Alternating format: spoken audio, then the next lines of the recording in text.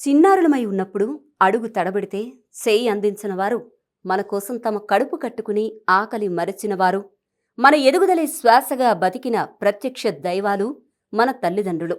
నీరు ఎంత విలువైందో బావి ఎండేంతవరకు తెలియదు.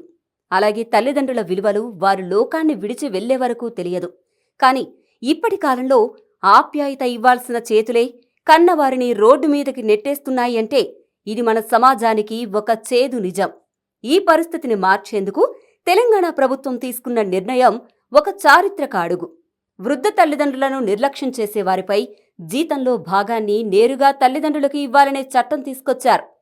బాధ్యతను గుర్తు చేసే ఒక గట్టి హెచ్చరిక. ఇది కేవలం చట్టం మాత్రమే కాదు, అమ్మానాన్నల ఆత్మగౌరవాన్ని కాపాడే ఒక భరోసా. వృద్ధాప్యంలో వాళ్ళు కోరుకునేది ధనం కాదు, విలాసాలు కాదు, కేవలం మన ప్రేమ, మన తోడు మాత్రమే. ఆ ప్రేమను చట్టబద్ధం చేస్తూ వారి కళ్ళలో ఆనందం నింపే ఈ నిర్ణయానికి మనమందరం ఒకసారి ఆలోచిద్దాం. మన బాధ్యతను గుర్తు చేసుకుందాం. మన 9+ న్యూస్ ఇలాంటి లేటెస్ట్ న్యూస్ కోసం సబ్స్క్రైబ్ చేసుకోండి.